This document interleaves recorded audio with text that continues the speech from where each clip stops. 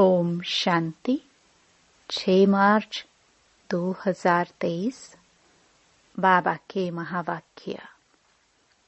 मीठे बच्चे, बाप तुम्हें नई दुनिया के लिए नया ज्ञान देते हैं, जिससे सूर्यवंशी घराना स्थापन होता है। उस घराने के तुम अभी मालिक बन रहे हो। प्रश्न: किस बात का निश्चय पक्का हो तो वर्षे के अधिकारी सहज बन सकते हैं?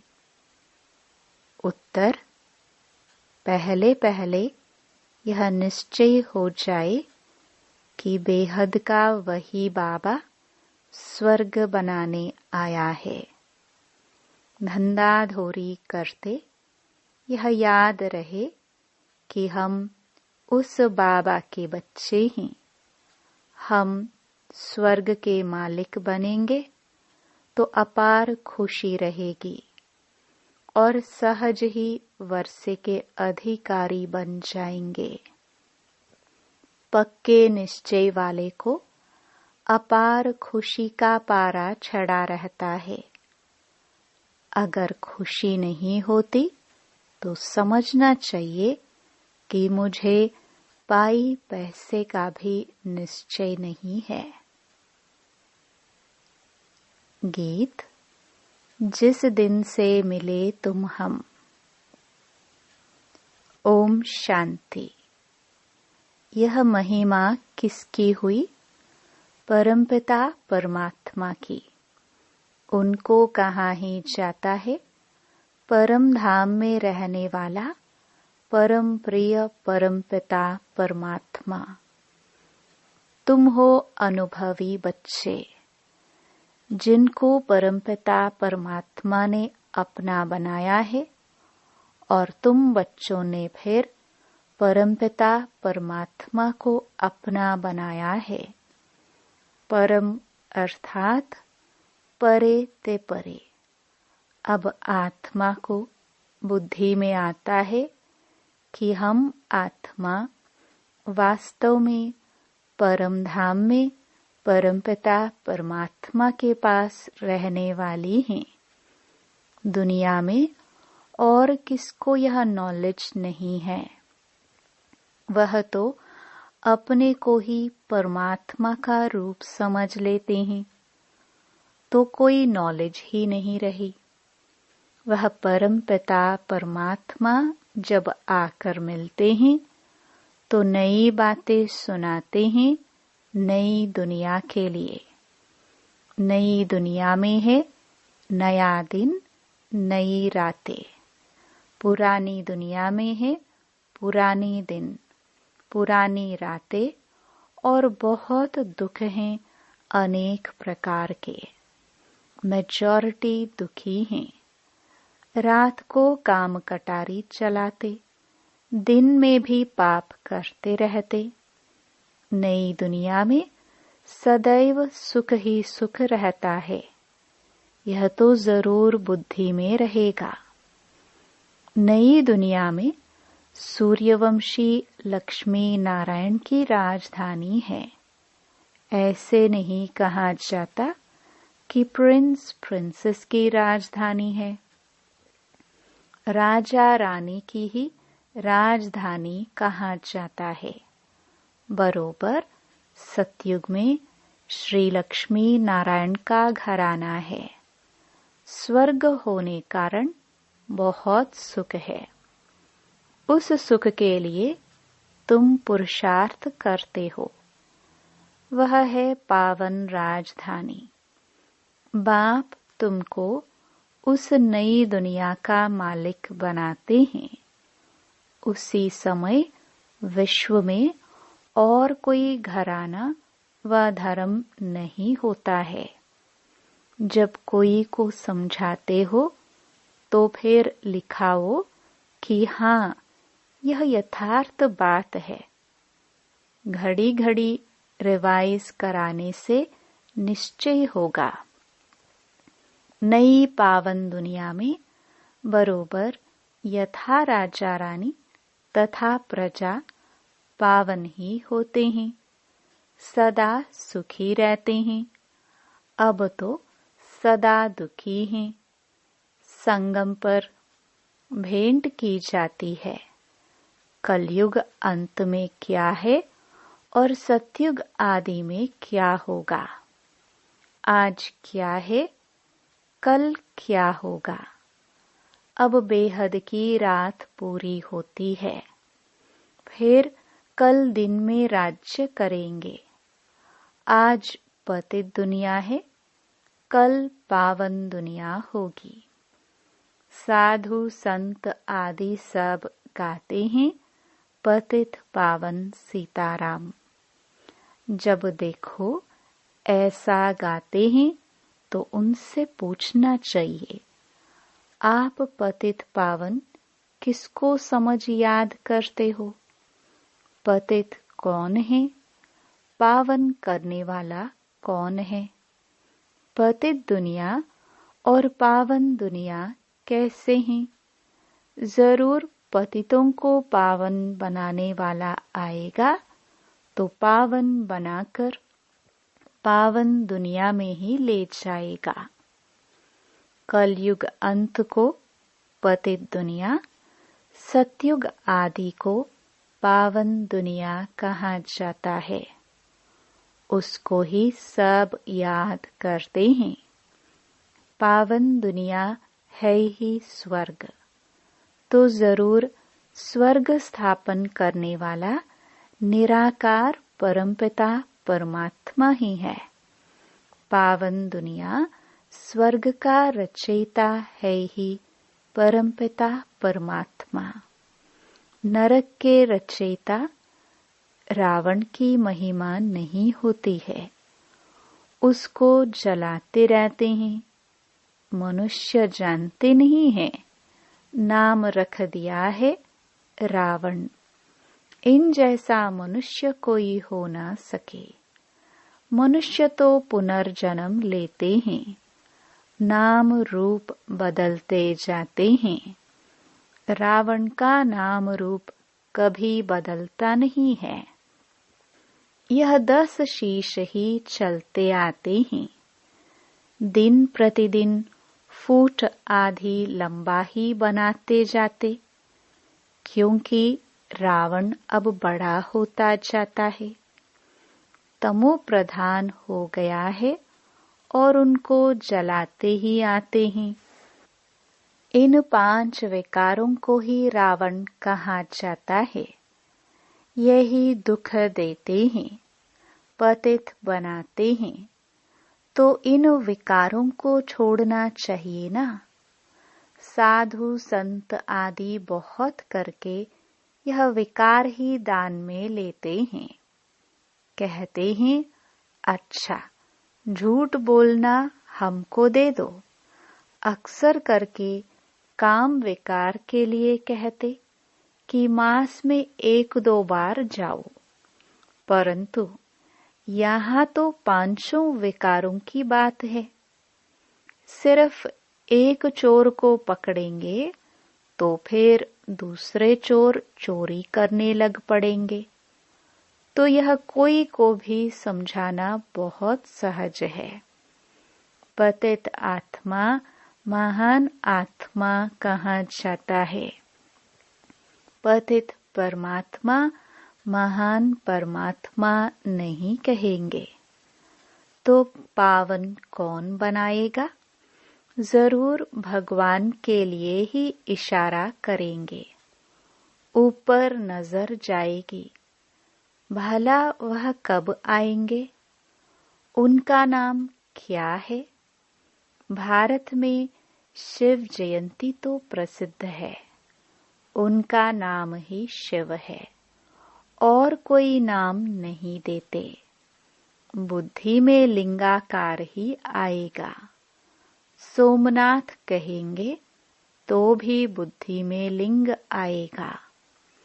अभी तुम्हारी आत्मा जानती है, परमात्मा भी हमारे जैसा ही स्टार है। यह जो सितारे हैं उनको नक्षत्र देवता भी कहते हैं, नक्षत्र भगवान नहीं। तुम नक्षत्र सितारे हो। तुमको भगवान नहीं कहेंगे तो परमात्मा है बिंदु। परंतु पूजा कैसे करे? तो भक्ति मार्ग वालों ने लिंग रूप बना दिया है। इतनी बड़ी चीज है नहीं। आत्मा तो छोटी बड़ी होती नहीं, तो उनको बड़ा बनाना भी रॉन्ग हो जाता है। कोई मनुष्य को परमात्मा का यथार्थ ज्ञान है नहीं। यह बड़ी महीन बातें हैं। कहते हैं एकदम बिंदी है, उनको याद कैसे करे? अरे, आत्मा को अपने बाप को याद करना तो बहुत सहज है। सिर्फ बाप की महिमा न्यारी है। आत्मा तो एक जैसी ही है। आत्मा में ही अच्छे व बुरे, ऊंच नीच के संस्कार हैं। आत्मा में ही नॉलेज है। आत्मा कितनी छोटी है। मनुष्य गरीब अथवा साहूकार बनते हैं, वह भी आत्मा के संस्कार अनुसार। अभी तुम बच्चों की बुद्धि में यह सारा ज्ञान है। मनुष्य परमात्मा को नहीं जानते, इस कारण आत्मा का भी ज्ञान नहीं है। उल्टा ईश्वर को सर्वव्यापी समझ लिया है। आत्मा ही यह सारा धारण करती है। आत्मा ही एक शरीर छोड़ दूसरा लेती है संस्कारों अनुसार। यह आत्मा बात करती है। मनुष्य अपने को मनुष्य समझ बात करते हैं। यहाँ अपने को आत्मा समझने की प्रैक्टिस करनी पड़ती है। हम आत्माओं को परमपिता परमात्मा पढ़ाते हैं। मनुष्य तो कह देते आत्मा निर्लेप है। अगर निर्लेप है तो फिर संस्कार किसमें भरते हैं? बहुत मूंझे हुए हैं। नई दुनिया के लिए नया ज्ञान बाप को ही देना है। पुरानी दुनिया में रहने वाले मनुष्य दे नहीं सकते। तो बाप को जानना चाहिए ना। भक्तों को भगवान से वर्षा लेना है। भक्ति भी चली आती है। ठिक्कर भीतर में परमात्मा को ढूंढते रहते हैं। समझते हैं सब परमात्मा के रूप हैं। वास्तव में हैं सब भाई भाई। लक्ष्मी नारायण से लेकर जो भी मनुष्य मात्र हैं, सब भाई भाई हैं अथवा भाई बहने हैं। क्योंकि प्रजापिता ब्रह्मा की औलाद हैं। अगर शिव की औलाद कहे तो वह निराकार आत्माएं हैं। ब्रह्मा के बच्चे बहन भाई जिस्मानी हो जाते, परंतु फिर गृहस्थ व्यवहार में आने से भाई बहन का भान भूल जाते हैं। अगर वह ज्ञान रहे तो फिर विकार में भी न जाए। अभी फिर बाप समझाते हैं, तुम विकार में न जाओ। तुम एक बाप के बच्चे भाई बहन हो। अभी ब्रह्मा सामने बैठे हैं, तुम उनके बच्चे बीके हो। यह युक्ति है गृहस्थ व्यवहार में रहते पवित्र बनने की। जनक का भी मिसाल है ना। पहले सिर्फ एक एक बात का निश्चय हो जाए कि बाप आया हुआ है स्वर्ग बनाने, बस यह तीर लग जाए तो झट बाप का बन जाए। बाप कहते हैं तुम हमारा बन जाओ तो हम तुमको स्वर्ग का मालिक बनाएंगे। निश्चय है कि यह वही बेहद का बाप है। हम वर्षा जरूर लेंगे। मन मना भव मध्याजी भव कितनी सहज बात है। धंधे धोरी करते बुद्धि में यह स्मृति रहे कि हम बाबा के बच्चे हैं, हम स्वर्ग के मालिक बनेंगे, तो यह खुशी रहेगी। यह 84 जन्मों का चक्र है। 84 जन्म सिर्फ सूर्यवंशी देवी देवताओं का ही है। तुम जानते हो हम स्वदर्शन चक्रधारी हैं। सिर्फ चक्र कहने से जन्म सिद्ध नहीं होते, इसलिए कहना है कि हम 84 जन्मों को जानने वाले स्वदर्शन चक्रधारी हैं। तो बाप भी याद आएगा, 5 युग भी याद आएंगे। अब फिर जाता हूँ स्वर्ग में। हमारे 84 जन्म पूरे हुए। बुद्धि में चक्र फिरता रहे और शरीर निर्वाह अर्थ काम भी करता रहे। बाबा ने कहा है स्वदर्शन चक्र का ज्ञान मेरे भक्तों को देना। उनको समझाने से झट यह निश्चय होगा बरोबर हम 84 जन्म लेते हैं। 84 जन्म न लेने वाला होगा तो उनको धारणा ही नहीं होगी। 84 जन्मों का अर्थ ही है पहले पहले हम सूर्यवंशी में आएंगे।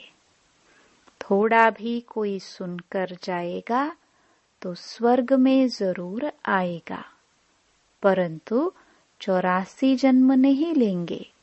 देरी से भी आ सकते हैं। उनके फिर 84 जन्म थोड़े होंगे। यह ज्ञान की कितनी महीन बातें हैं, कितना हिसाब किताब है। फिर भी बाप कहते हैं अच्छा, अगर इतना गुह्य राज नहीं समझते हो तो भला बाप का बन वर्षा तोलो। हम शिव बाबा के बच्चे हैं। वह स्वर्ग का रचयिता है। यह नशा रहना चाहिए, परंतु माया ठहरने नहीं देती है। कोई तो कहते हैं बाप और वर्षे को याद करना, यह कोई बड़ी बात नहीं। माया हमको क्या करेगी? हम तो जरूर वर्षा पाएंगे। कितनी सहज बात है। कोई को तीर लग जाए तो बाप और वर्षे को याद करते बहुत खुशी में रहे।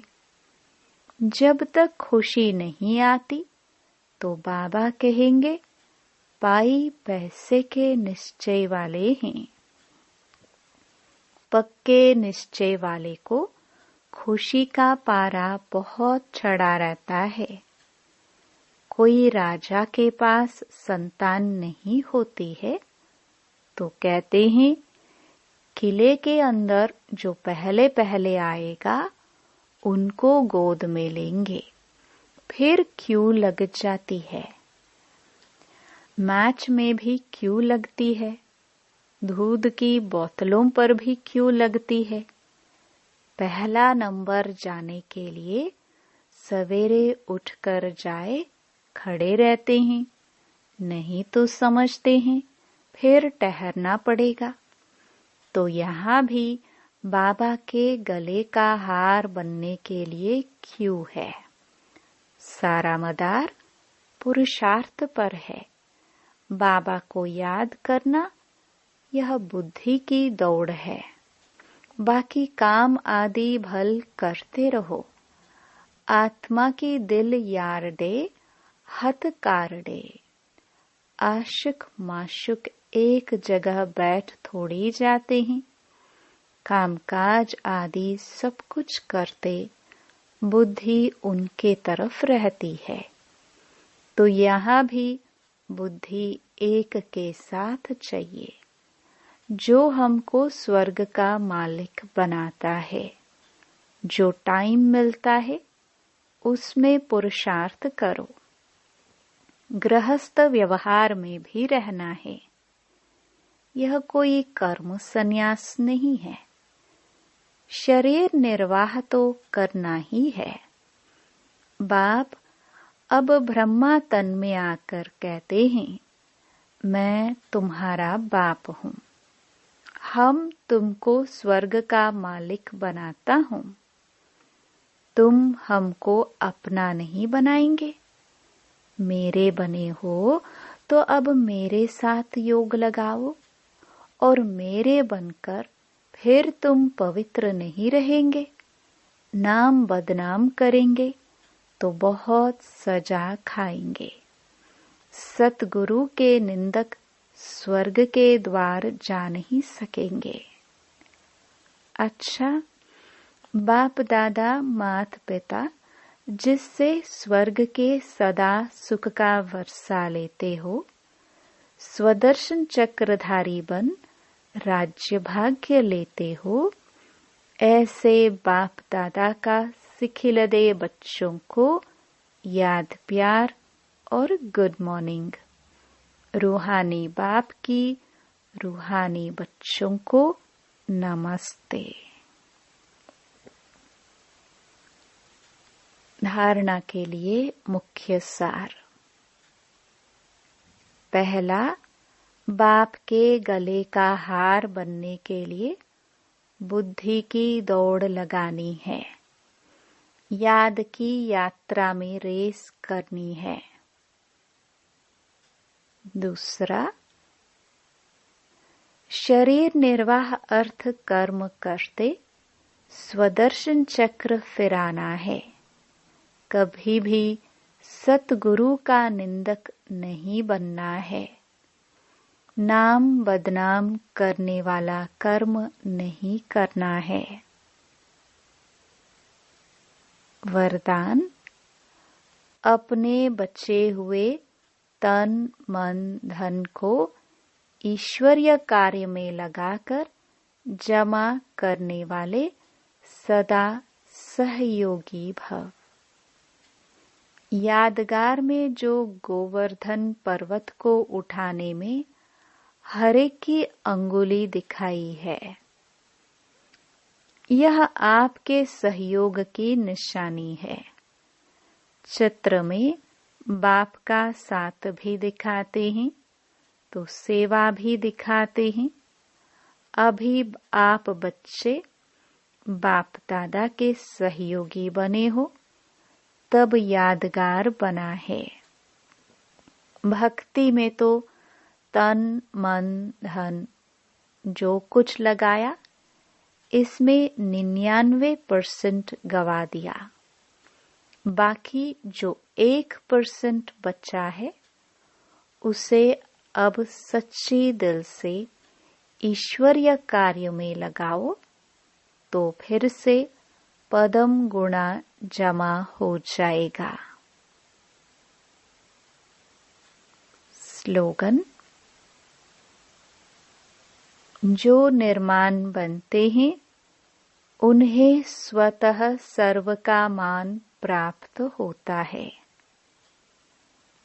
ओम शांति।